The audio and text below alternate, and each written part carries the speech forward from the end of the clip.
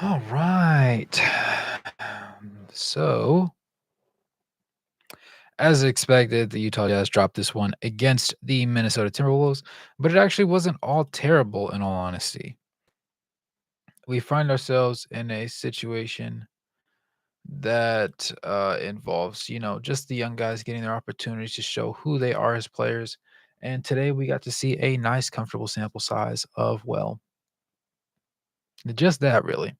Taylor Hendricks off of his minutes restriction gave us 15 and 10. You saw Keontae George give you 18, 3 rebounds, and 2 assists in 30 minutes. Walker Kessler started today with John Collins out on rest and put together 7 points to go along with 10 rebounds in 30 minutes. And Bryce Sensabaugh in 27 minutes had 8.7 rebounds and 2 assists.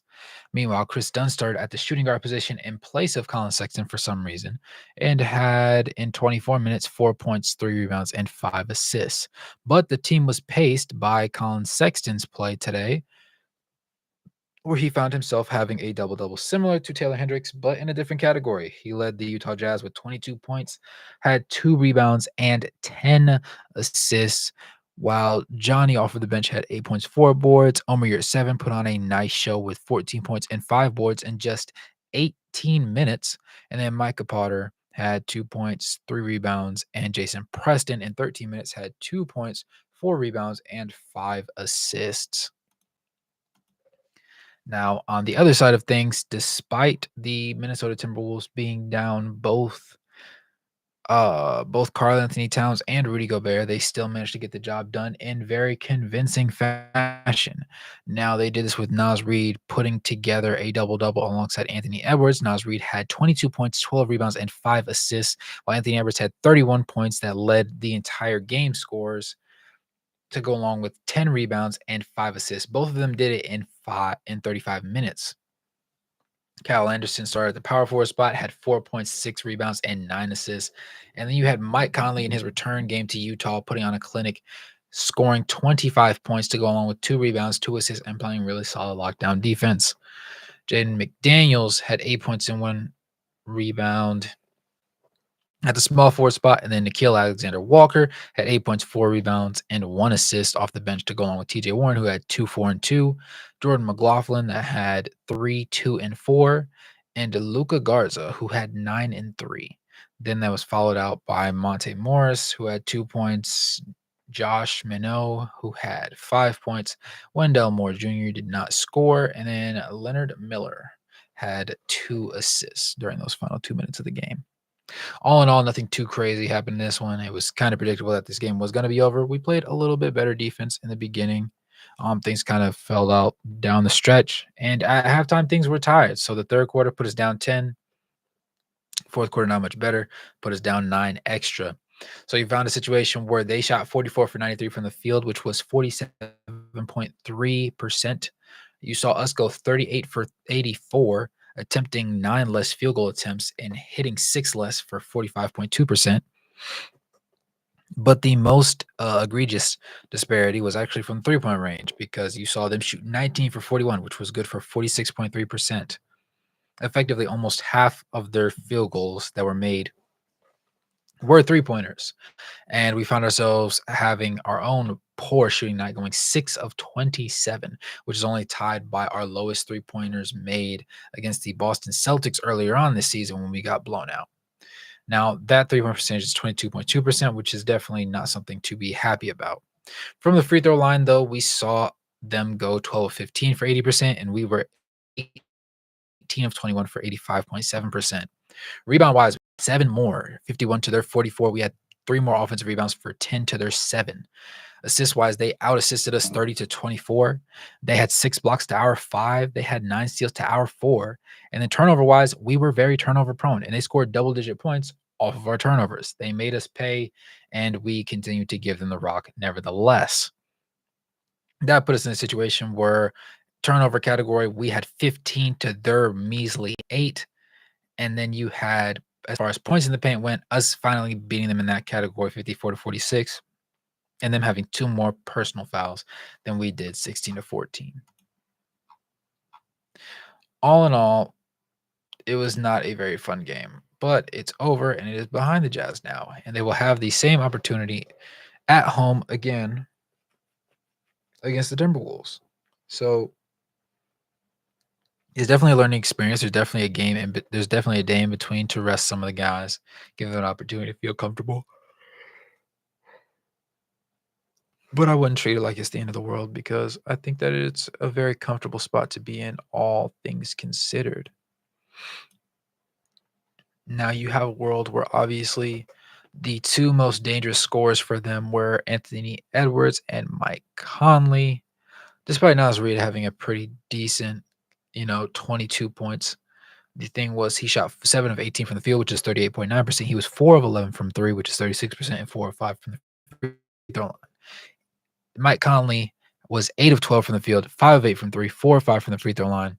And then you had Anthony Edwards, who had the third highest box score plus minus for his team in those 35 minutes, going 12 for 20 for 60% shooting from the field, 5 of 7 from 3, and then 2 of 3 from the free throw line. But what can you say? He also had 3 steals and led his team with 3 blocks, but he did have 4 turnovers, which was half of the team's, 8. Looking at what the Utah Jazz players did the best, Taylor Hendricks ended up being 5 of 12 from the field, a stark contrast to his 1 of 7 the previous night. He was 2 of 7 from 3, which isn't great, but it's still better than he was the night before again. You saw Omer Yurt 7 come off the bench and have the most blocks for the team with 3. Walker Kessler only had 1, surprisingly enough. And these box score plus minuses are actually really disgusting. You see Bryce Sensabaugh -20, Taylor Hendricks -23, Walker Kessler -19. Still wasn't much better. He was in 30 and a half minutes, a -11. And then Johnny was in 21, almost 22 minutes, -5. Omer in 17, almost 18 minutes, had 0.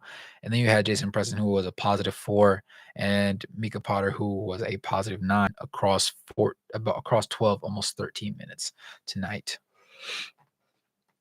Now, the golden star does not go to Keontae George this game either, or Bryce Sensabaugh, as all 3 rookies had a rough night. I would say that Taylor Hendricks obviously played the best, putting up the double-double of 15 and 10, playing solid defense, and while his shooting wasn't great, it was significantly better than it was yesterday.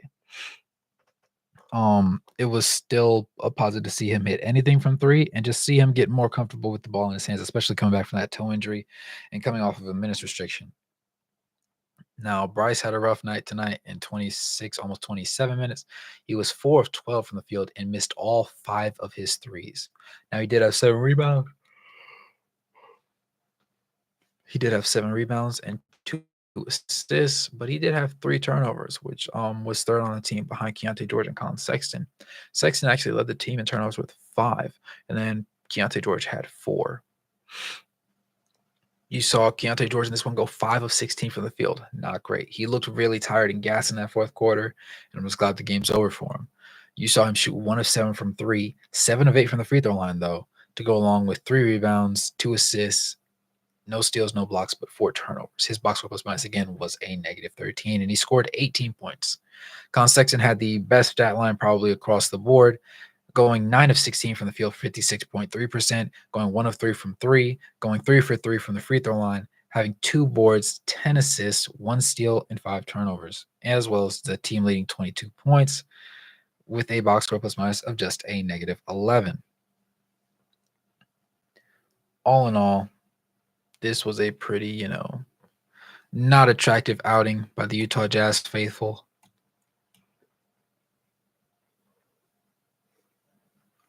But it was a necessary game to be had. We find ourselves in situations where obviously this is a developmental time. You want to see your young guys really get after, really get comfortable, really just showcase what they feel comfortable doing and what they could potentially do later on down the road. And it took them a while to be successful. And in this one, this was one of those games where on a back-to-back, after most of them played a significant number of minutes, they just came out a little bit of flat, a little bit lethargic, and they didn't really last the entirety of the game, which is understandable. But nevertheless, it's still a very lucrative situation to be in, and ultimately you would like to trust that your squad can end up getting the job done as time goes on. Pete, you said at least Hendricks showed a bit more of an offensive side minus 3-point shooting. Yeah, he hit more shots. I think that was the biggest thing. It was the fact that he was just, able to be really consistent, or at the very least more consistent than he was the other day. 1 of 7 isn't saving anybody's skin, and honestly, it doesn't put anybody in any positive light. You find yourself in a situation where you just don't trust a lot of things that are going on with him, and you love what you see defensively. Admittedly, you don't love the fouls when he gets caught out of position, but defensively, for the most part, you love his level of intensity and attentiveness and attention to detail. On offense, you see him learning his way, trying to figure out where he should be on the court, and also trying to find his niche area and role for scoring the rock. And I do trust that in the long term, he will be very successful in that, but just take him a little bit longer than we would have, preferred for it to. And that's something that we have to accept and just kind of live with. But by and large, yes, I would agree with you. He definitely took strides today. It was very important that he was able to, but it was just one of those necessary things.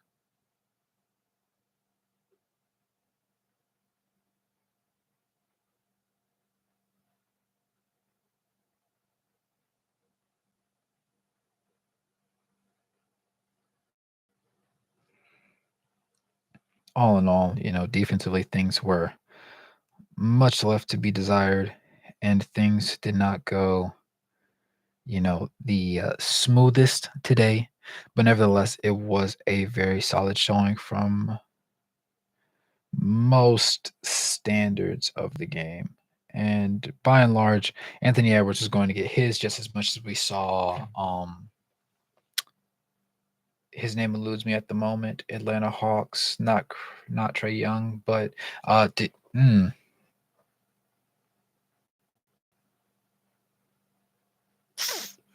their point guard keeps bopping people on the head in the off season. Doesn't get along with Paolo Banchero. I want to say DeAndre so bad. It's not DeAndre Hunter. It starts with a D though. Hang on, my brain's quitting on me.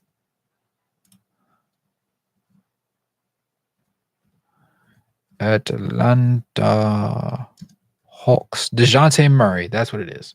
As I'm typing it out, I think. Um, DeJounte Murray. He obviously went off in his game against us. It was only to be expected that Anthony Edwards, the man, the myth, the dog himself, was going to go off.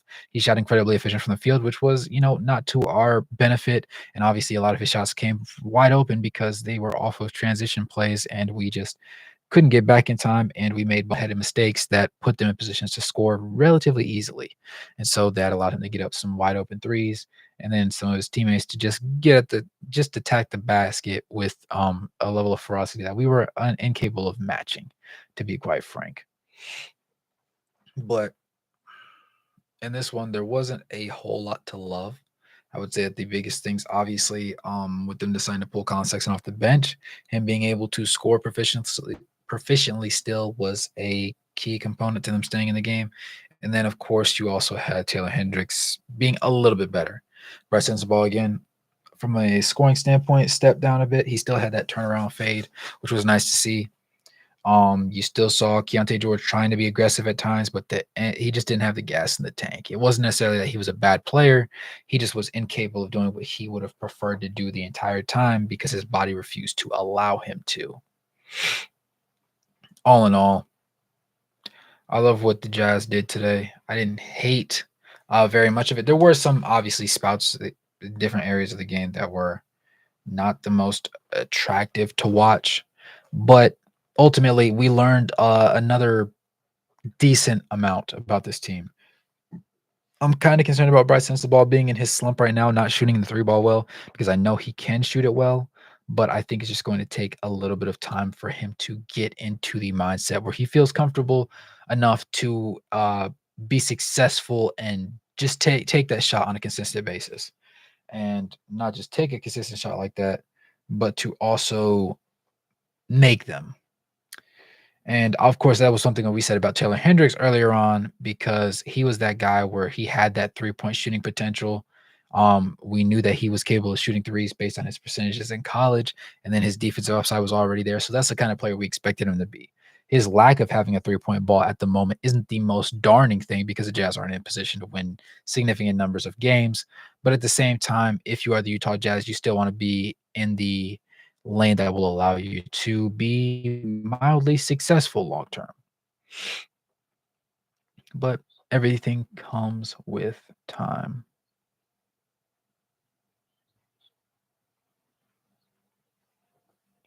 You said, I like that Bryce is playing more. What improvements do you think you're noticing with the young guys? Good question, Blizzard. Um, it's just a situation of the necessary growth. They're going through growing pains. This game in particular was going to be ugly no matter any way you slice it because it's a back to back. For rookies, no less, back to backs can always get ugly, especially when you play high minutes in both and you don't experience a significant number of back to backs. Obviously, you saw Bryce and Taylor play most of their minutes and most of their games earlier on in the season in the G League. So they don't really have that many NBA level experiences with the back to back culture. And so they just had to learn that the hard way, for lack of better phrasing. And it did come with time, and eventually they're going to get it down. Tonight just wasn't that night. And at the same time, they've also been afforded the opportunity to get that rematch and just see how things look a little bit more comfortable to them.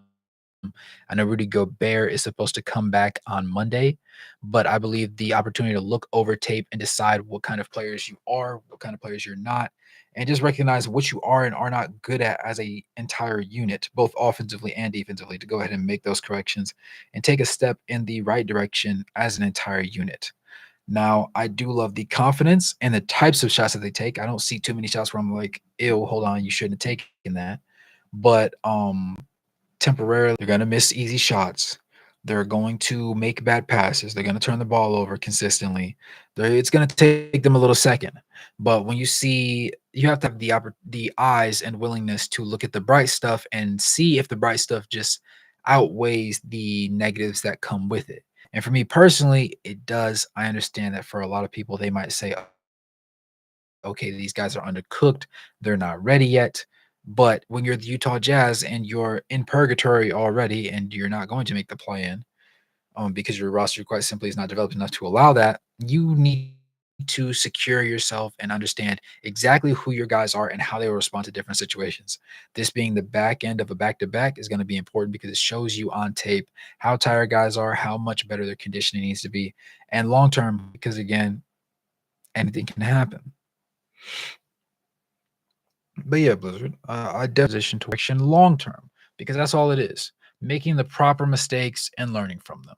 Because if you feel fearful to make mistakes, then ultimately you're going to make a significant amount more than you typically would if you just owned it from the start and were willing to ask questions and put yourself in to go ahead and have those experiences under your own belt. And I think being willing to throw them to the wolves and give them the opportunity to just no pun intended, by the way, and just show who they are as players process. And I do think that long term, this will be the best outcome for them long term, especially when you want to understand who they are. Because yes, we have a general draft point report.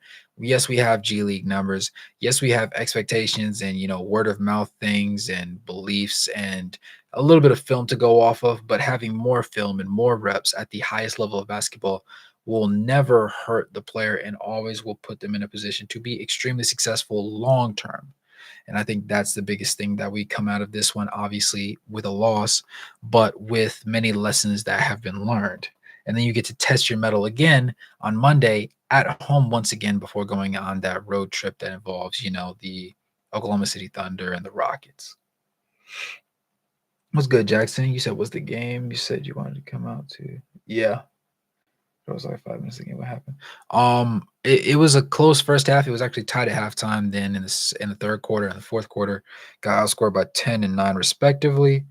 They just wanted it more. They weren't fatigued on the back end of a back-to-back. Keontae George looked really gassed at one point in the third quarter specifically. You saw Taylor Hendricks play pretty solid. You saw your guy us miss a lot of threes. We only hit 6 of them and shot 22% from the three-point line.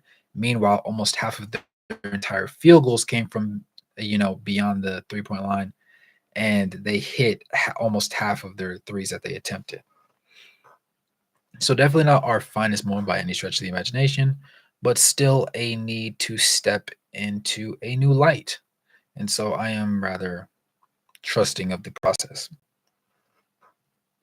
if that makes sense. But yeah, any more questions or any more observations from the game by chance?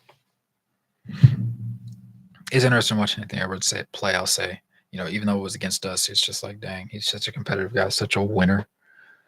You said at least the rookies look good. Yeah. Taylor Hendricks today was his day. Every dog has his day, and today was Taylor Hendricks. I know how yesterday was Keontae George and Bryce Sensabaugh. Excuse me. But both of them today looked really, really rusty and just really tired. And that was understandable because you're playing these rookies 30 minutes a game. They're not used to back to backs. This isn't something that usually occurs for them. Um, for Bryce, he was mostly a G League player, so this is new to him. He's trying to get his body acclimated in the best way possible, but at the same time, he's getting put out there on the front lines to take all the blows as it goes. Favorite player on the Jazz? Collin Sexton. Collin Sexton, always and forever. Had his best game today, even on the back end of a back to back when the guys were struggling. He was his consistent self, and I'll always be appreciative of that. Just a high energy, high impact player, heart over height kind of vibes. Just really, really confident in his game, and he's not extremely heavily egoed person. He tailored his game to be a better point guard to allow him to have more minutes. And today he led both teams with assists when he had 10 himself. Admittedly, it also came alongside 5 turnovers. A couple were actually very boneheaded, but some of them just came within, you know, some of the turnovers were just turnovers you live and die. You're willing to live and die with, based on your situation when the time comes, and you can't really be irritated with it. It's just an acceptable situation for them. Yep, yep. Any more thoughts, comments, complaints, ideas, understandings?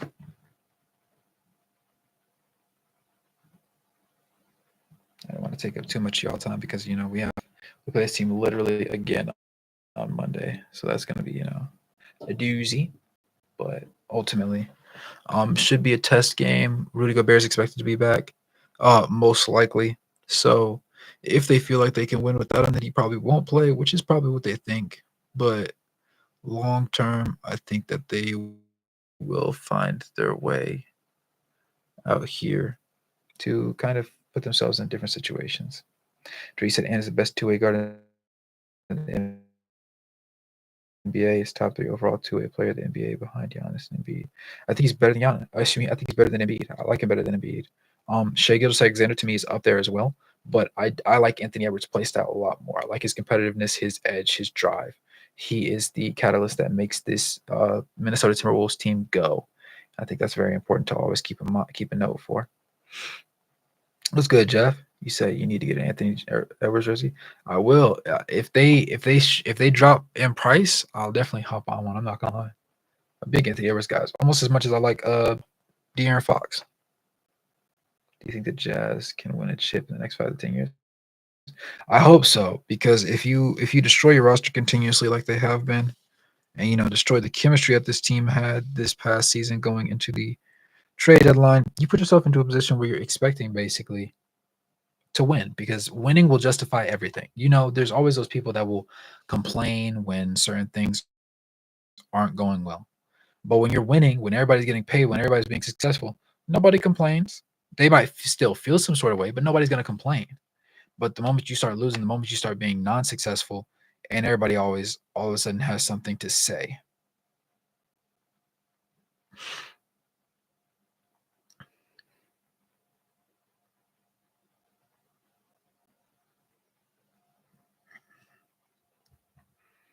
15-10 from Hendricks. Went into the second half tied. Very good. Wish we got the win now. Yeah.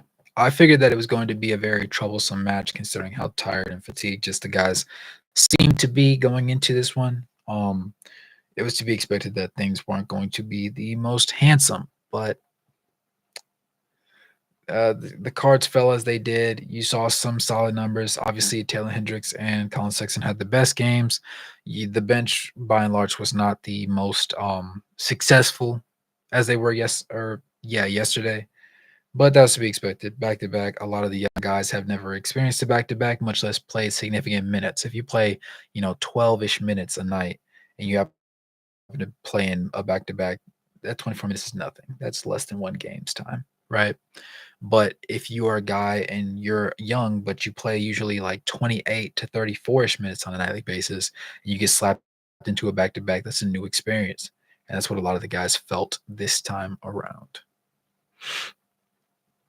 Nevertheless, it was still a very important situation for the team as a whole, I would say. I think there's not that many situations where you can simulate a certain level of desperation, a certain level of expectation. And against the Timberwolves, who are known to be the best defensive team in the league at the moment by a very wide margin, they still managed to hit 100 points. Not it wasn't the prettiest 100 points, and by and large, they should have probably hit a lot more threes than they ended up hitting, but it was still pretty acceptable in my eyes because they didn't sit here and give up, 130, 135 points to those lovely gentlemen, even though they were objectively the better built and more capable NBA team, despite not having their two main front court pieces. You saw Nas Reed really step it up for those guys, and not having the Rudy Gobert and Karl-Anthony Towns duo in the front court should have probably hampered them a little bit more, but they made do off the strength of Anthony Edwards' desire to win, his passion, and just the offensive sets and schemes that the coach prefers to run. Just made the most sense for them to be successful in that way. You said at this point, I suspect the Jazz told Sexton he can sit and prep for next season. Sexton's playing till game 82. He's kind of that kind of dog in him. I can see that. I think the Jazz should have tried make plans so Key Hendricks got more experience. Yeah, I wouldn't hate it, but I also understand the reason why they did what they did, and I can't hate their decision that they ultimately made. I respect it and I comprehend it. I think that's the biggest thing. Like I understand where they were coming from. I didn't love it. I still don't love it, but I understand the necessity for it.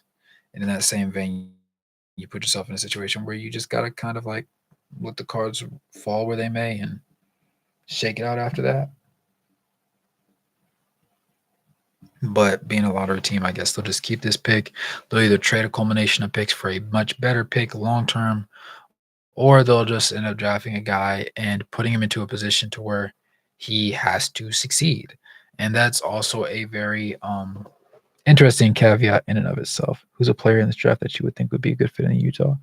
I forgot his name. Let me see. Let me see if I have it here somewhere. He's like 6'10", foreign EuroLeague player. When I find his name, I'm gonna make a video about him actually at some point this coming week. There's just not very many surefire prospects in this draft, and that's what makes it weaker. Bro, you see Coach roasting the team. Yeah. Yeah, Zach, I saw that. There's a bunch of like wing players. The thing is, after we traded away Fontecchio, after we lost Abaji, we had no wings. We have a lot of forwards, we have a lot of guards, we have some versatility, and some you're like a little bit, and the rest of them you're like, no. And in that same sense, it puts you into a situation where things just, go as they will. Things just go as they will. The gentlemen were tired tonight. They played a hard-fought battle. Ultimately, they weren't going to be extremely successful. We knew that from the jump. But it was nice to see an ultra competitive and very defensively oriented first half, despite them missing a lot of threes. And in the second half, they just weren't able to heat up. Meanwhile, the Timberwolves were able to heat up and fed themselves off of our turnovers and allowed themselves to get the victory, which obviously long term is not what you wanted to see out of this roster.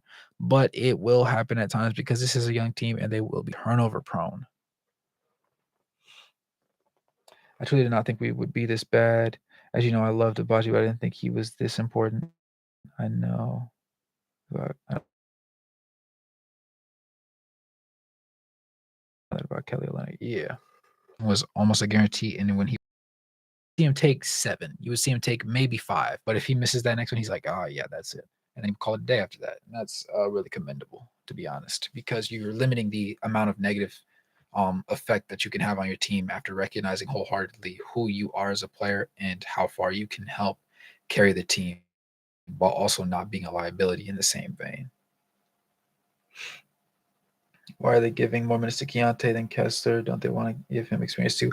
There's something specific they're doing with Kessler, and I quite honestly haven't figured it out yet. Like this is the first game in a significant period of time where he ended up getting 30 or more minutes. Um, I don't know if it's a to keep him at urge thing. I know that he was understood as being like kind of lazy and lethargic and just not the most interested in what he did. But at the same time, he did have that level of dog and that level of energy about himself, and he just needs to pull that out and perform like he's that guy on a consistent night in night out basis. And I think that he's capable of that, but I just don't think that they've seen it enough from him to make them feel like super okay rolling him out all the time. But yeah, any more thoughts about the game or anything?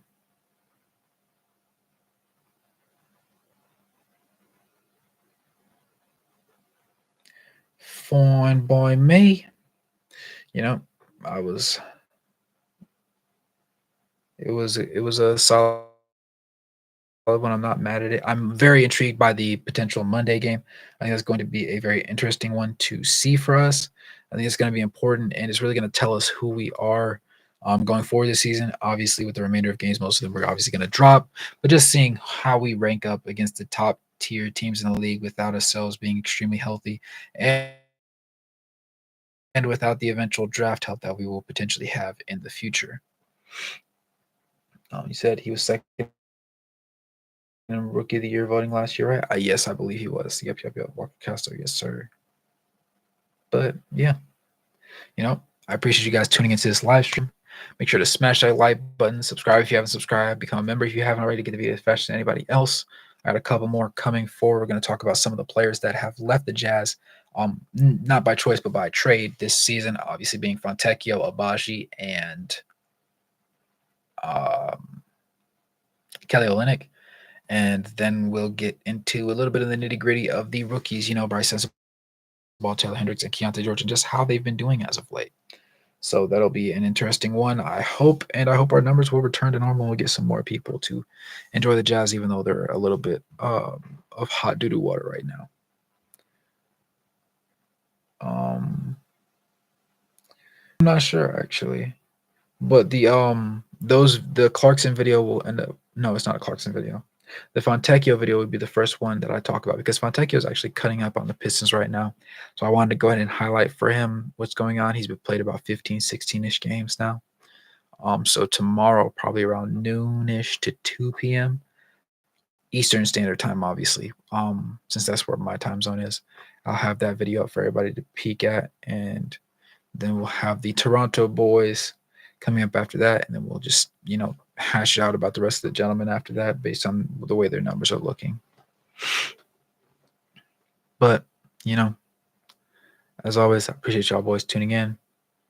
And you said, do you think a great player from the '90s like Hakeem, Malone, Penny Hardaway could stand in this league? Yeah. I know we are done with the '90s. I'm a proponent for the done with the '90s argument, but by and large, the NBA game, the rules were different, the expectations were different. What you could do was different, and a lot of guys just didn't have that same level of dedication to the game or love for the game. Now, if you were to extrapolate their metrics and their play style and their understanding and mental mindset towards the game, and say that the superstars could, to a certain extent, survive out here and maybe be positive players, yeah, for sure. I definitely am willing to entertain that. Now, could everybody? No, of course not. Everybody just didn't have the drive. Everybody didn't grow up playing basketball. Everybody it's just not the same. But by and large, I do think great players from the '90s, yes, could have made not ultimately seamless, but it would have been a lot more comfortable than a lot of people actually are willing to realize. Because somewhere around the mid '90s was when you started seeing guys go from the hand on top of the ball, dribbling and simple moves and back to basket outside the 3-point line to becoming more of a downhill attacking, willing to get to the bucket, willing to shoot a midi, just comfortable attacking and getting things done type of players, both guards and also from a forward's perspective as well. But yeah,